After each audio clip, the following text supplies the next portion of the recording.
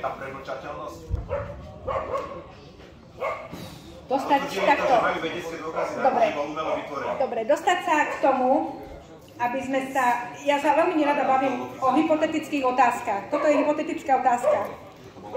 To, čo ste sa ma spýtal, dostať to do roviny nejakého medzinárodného práva, aby sme to vedeli použiť, museli by sme to dostať do nejakej roviny právnej, medzinárodného práva. To, že to niekto vyhlási... Celý COVID žijeme, tu sa povedalo to, tu to už, idú ich trestať, vytvára sa to.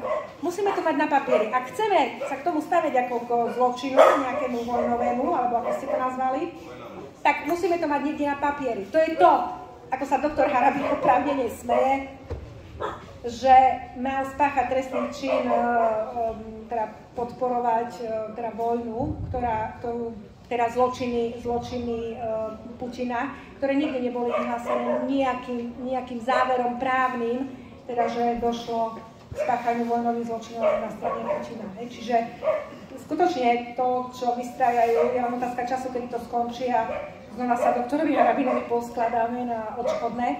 A takisto